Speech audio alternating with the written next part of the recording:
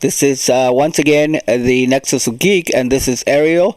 Welcome back to another D&D Saturday, Dungeons and Dragons Saturday, or as it were. Actually, this is more like a CNC Saturday, because as you can see in my background, today I want to talk about Castles and Crusades, specifically the Monster Book.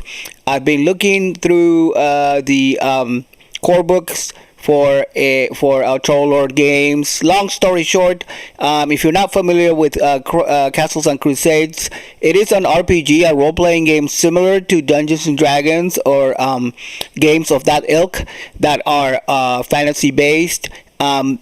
This one is a little special, but at the same time different, because it's not really an OSR style game. What they called old school Renaissance or old school resources, and I did blog about this a couple of days ago, last week sometime. You can check out my blog. There's a link in the description if you want to read more about it. But the short story is that this was the last game. It's been a game that's been around for over 20 years now. Actually, close to 30.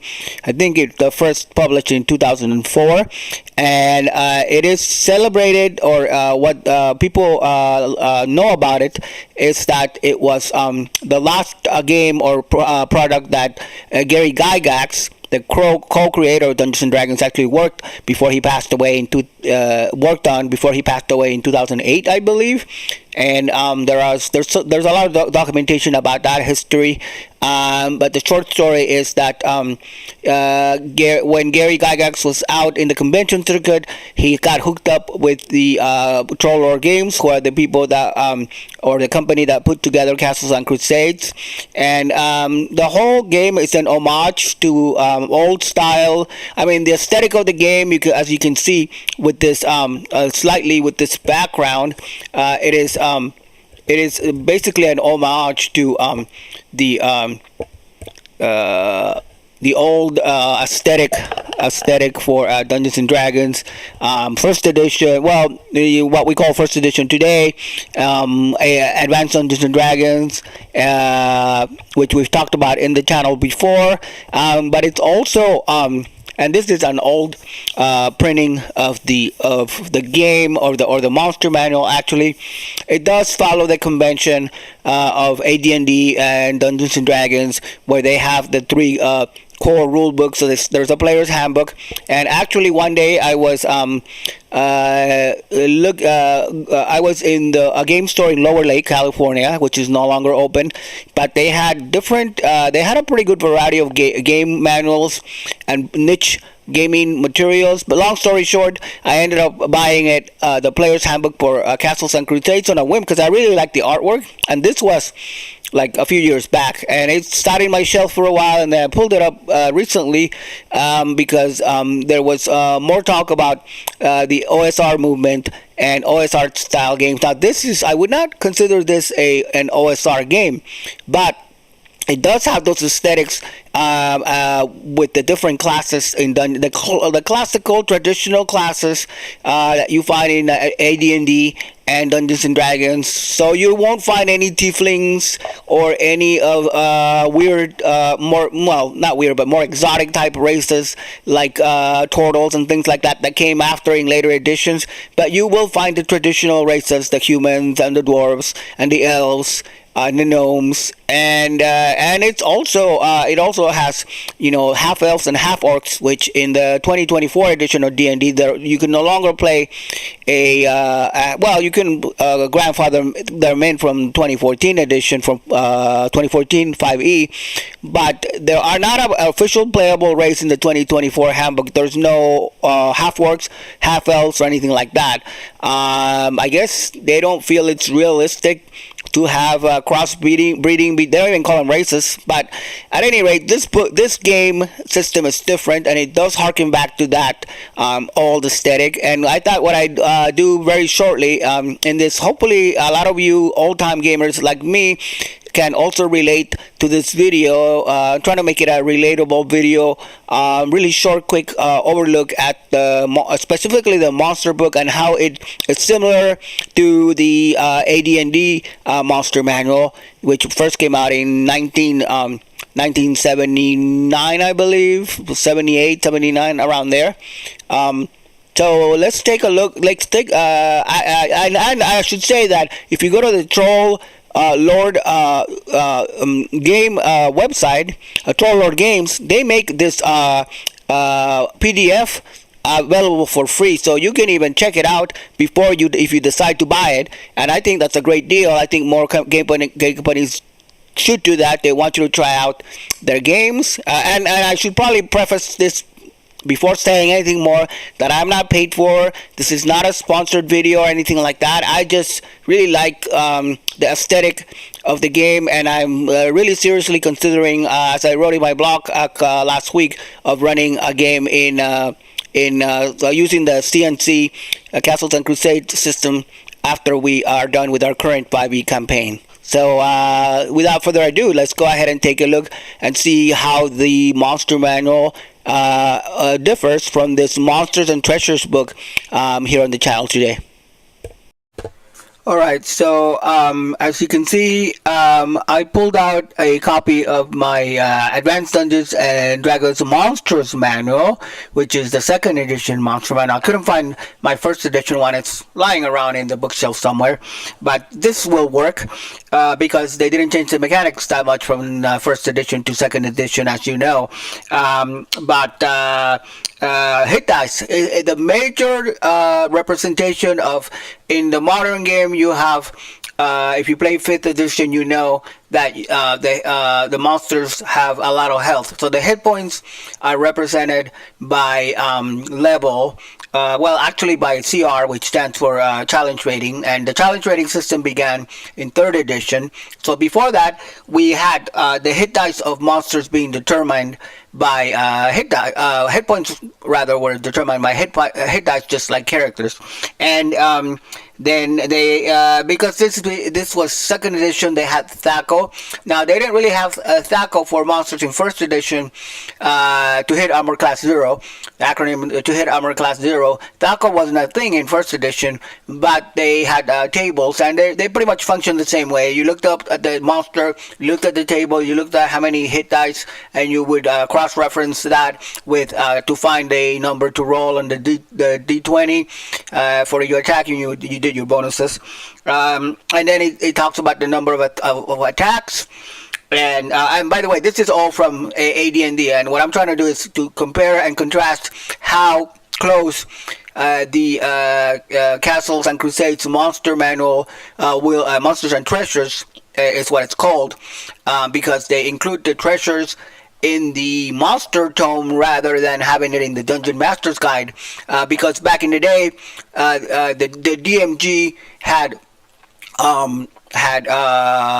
like all the rules for the Dungeon Master, all the extra rules, but it also had a few monster encounter tables and treasure types. I think the treasure types were in the player's handbook, but in later on you would have them in different tomes, different core books. So I think starting with 3rd, 4th, and 5th edition, you get them in the treasures are in the Dungeon Master's Guide. I don't know where that became a standard thing, but at any rate, in Castles and Crusades, they are in the monster book. Actually, I take it back. It's Monsters and Treasures. It's an homage to the basic edition. Even before AD&D, the early book had the monster, the little books that came in the white box, pamphlet-sized books. That was Monsters and Treasures. And so that's why they called the book that. But at any rate, that's kind of a non sequitur. Let's get back to AD&D. So the monsters have in their block or in the stats damage, attack, the number of attacks, I should say, the number of attacks that they can make, that damage per attack, any special attacks that they have attached to the creature, magical defenses if they have any magic defenses, and then the size, how big it is. Is it a tiny monster? Is it a small one? Is it a large one? Gigantic, that type of thing. And then they had morale. Now, morale is something that was around in AD&D that's no longer around, and basically you roll to see if the monsters will stick around. Some of them are very intelligent creatures, and they're not going to fight if the fight isn't going their way. So you would roll, for example, in this Monster Manual 2nd edition, you roll a 20-sided die, and if you get between 2 and 4, they have an unreliable morale. If you roll the middle, around 13 and 14, they're elite. And then if you roll 19 and 20, then the monster's going to be fearless, and they're going to fight no matter what. Then you have your XP value, how much XP or experience you're actually going to total up after defeating the monster, because in AD&D and before that, everything, most of the, even today, we have XP. Some DMs prefer XP over the new milestone system.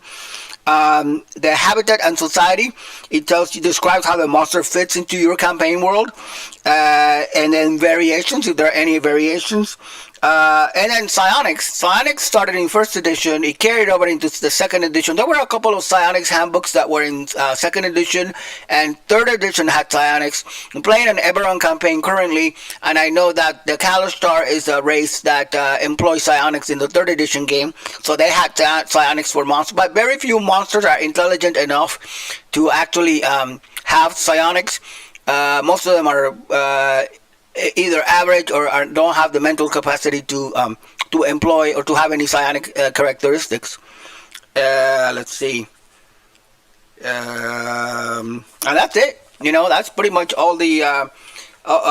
If you look at the stat blocks, actually, those are the qualities that they give the monsters. But you also have your frequency, which is how often you will meet them. For example, the Aarakocra, which is it starts with A through Z, which is the very first monster that comes out in the AD&D manual.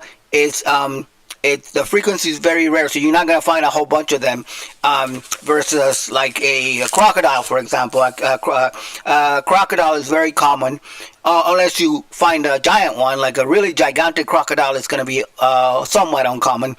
And it gives you that frequency. The current Monster Manual does not do that. And then he talks about it gives you like their diet, if applicable, their intelligence, how much treasure they actually have in their lair, or a percentage. In the 1st edition, you have a percentage, so you roll a percentage to figure out how much, if you fight them in their lair, how much treasure they actually hoarded. Like a dragon in its lair will have tons of gems and treasures versus someone that you fight outside in the world. So that's what that means. And then alignment, which is a thing. What type of treasure they have and what type of alignment they have. Alignment is a thing. So are they chaotic? A lot of creatures will be neutral because they don't have any alignment. Some of them will be lawful evil. Some of them will be chaotic evil. But I'd say a large chunk of them, especially which are not very intelligent, will be neutral. And then we went over the rest of them. So let's take a look next at how it compares to the Castles and Crusades game. Alright guys, let's finish up by taking a look at the monsters stat blocks and monsters stat blocks for Castles and Crusades. I did forget to talk about 3rd edition, and I quickly pulled out my copy of the 3rd edition D&D Monster Manual because, well, the first one, there's like 5 different, 3.5 had five different monster manuals. They really went crazy for putting out those monster books. I guess you can never have enough monsters to fight, which makes a lot of sense. But the reason I bring 3rd edition up is because one thing that I forgot to mention when I was describing the Castles and Crusades system is that it's a strange amalgamation, if you will, sort of a combination between 1st edition. And the reason I said earlier that it's not, I don't really consider it an OSR game, and neither do a lot of people, is because it has an OSR old school AD&D aesthetic to it. If you look at the artwork, it's pretty clean. A lot of line line drawing, like the drawings with pen and ink, as opposed to like the more colorized versions of later monster manual and core books. But also, it has that old aesthetic that brings a lot of nostalgia to people. But the mechanics are strange, kind of like well, strange is not a good word. A pleasant, I would say, a pleasant combination of first edition aesthetics, old AD&D, combined with third edition mechanics. Because in third edition, that's when we started having massive changes in the mechanics of the AD&D system, when Wizards of the Coast actually bought out the brand and went ahead and completely changed. They dropped the advanced Dungeons and Dragons moniker and they just called it Dungeons and Dragons, because there was no reason to have. There was only one game moving forward with third edition. And they completely revamped the mechanics. And this is nothing new. If you're a long-time player, you already know this history. But if you don't, I bring it up because the Castles and Crusades is a amalgamation, like I said, a combination of first edition aesthetics and design and looks, with a kind of like a modern sheen, a modern streamlined gameplay that is harkens more to like the third edition days. So it's really kind of a pleasant combination of the two. So I think of it kind of like a streamlined version of third edition, because there are no skills.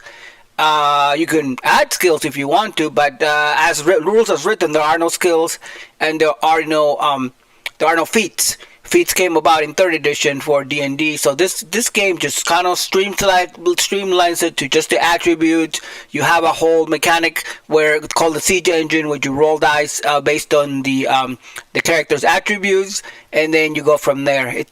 I'll do a more involved video, or I posted a little bit on my blog if you want to check that out. But anyway, getting back to the monster manual, before this video gets too long.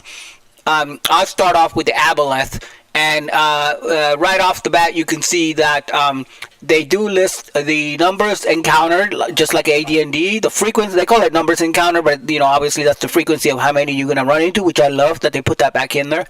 I think the reason why they didn't have it in the third edition and moving forward, why they took the frequency out, is because AD&D was actually written more for the old wargaming crowd, and if you were like a wargamer, it didn't matter how many enemies were on the battlefield. Now, 4th edition kind of went back into a little bit of tactical play, because you almost had to have a grid to play that game. It was very combat oriented, and they added the minions mechanic, so you didn't necessarily have the frequency of the enemies on the monster manuals, but you did have, not that I remember, I have to double check, but you did have, you could have a boss monster per se, to use a video gaming term, and then the boss will have a bunch of minions that are really low.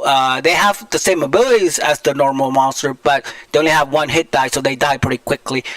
So that was a fun mechanic. But anyway, that's neither here nor there. When you look at the Castles and Crusades system, and the stat blocks for the monsters, the aboleth, for example, which is the first monster that you find in the book, they do give you a frequency of 1 to 4, so you can encounter between 1 and 4. You roll a d4 and you find out how many you got, or you can just say you're running 3 of them, and it gives you the size, which is large. Now that's also included in like 3rd edition.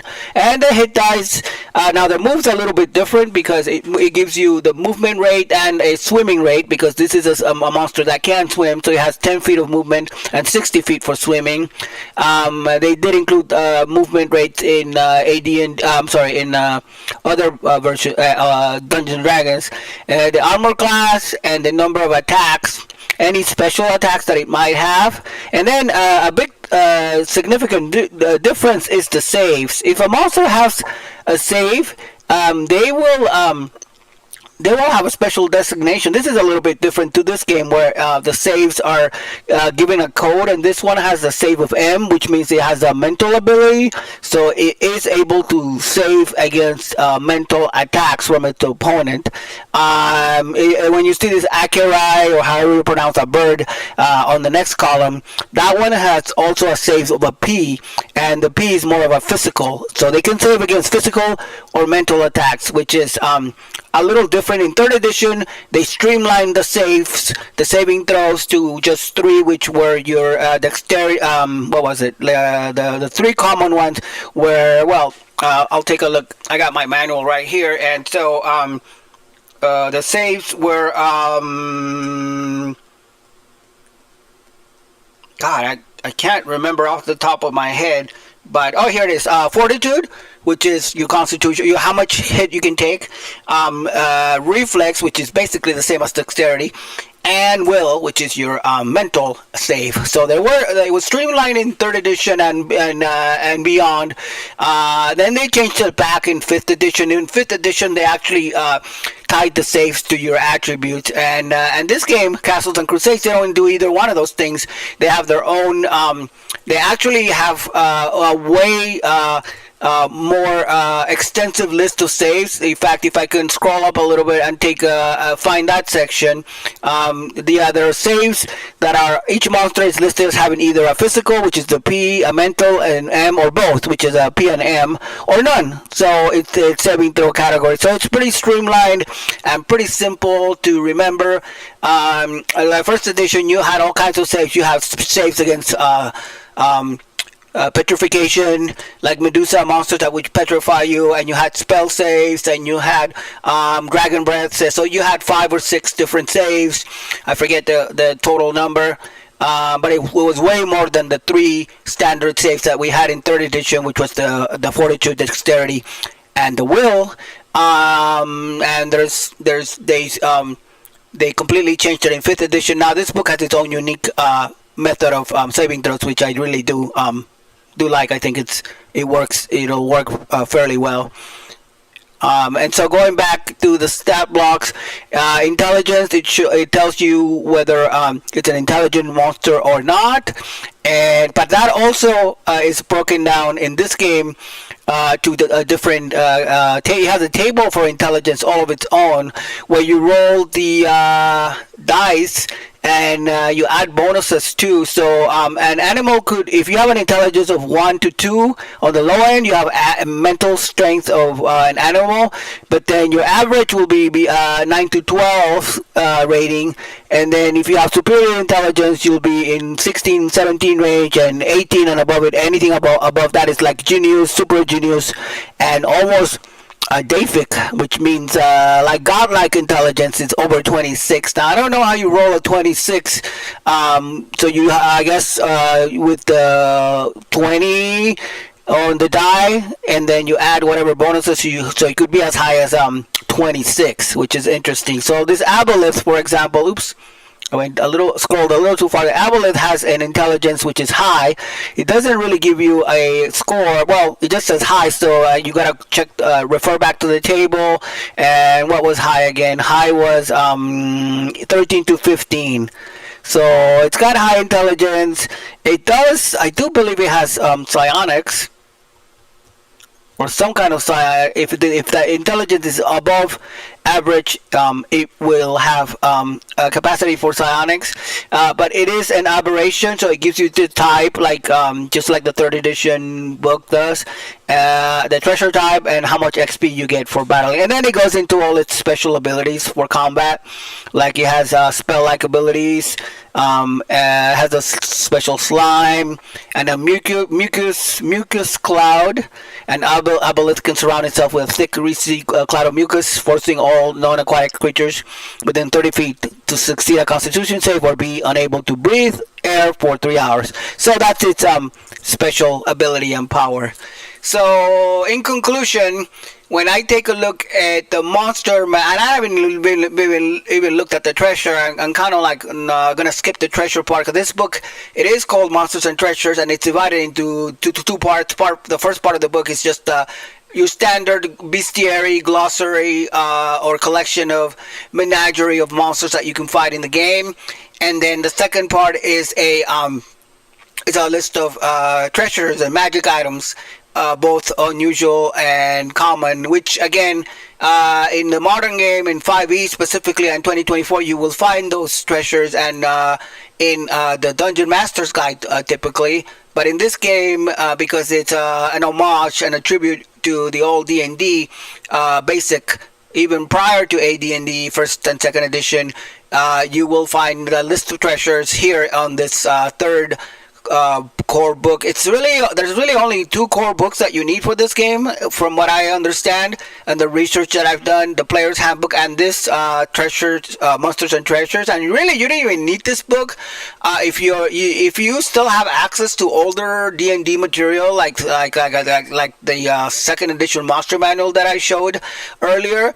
That'll work just fine. All you have to do is convert a couple of stats, and you're good to go. So that's another thing that I really like about this system, is that it's kind of modular in the sense that you can bring in other elements from other games if you want, and it's not going to be a very hard, time-consuming process to do so, or you can just play it as written and just go with what you have.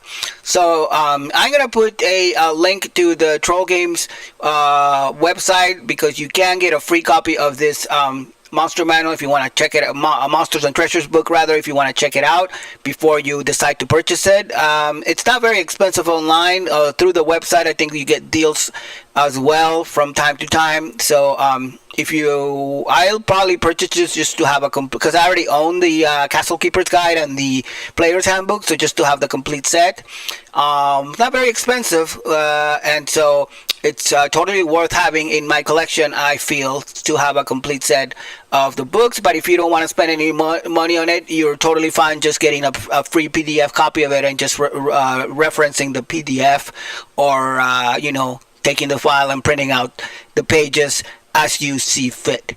So that's all I have for you guys today. Thank you so much for tuning in. If you like this type of content, don't forget to hit the like and or subscribe. And I hope to see you here once more when we discuss other RPG material. And until then, may the rolls be with you.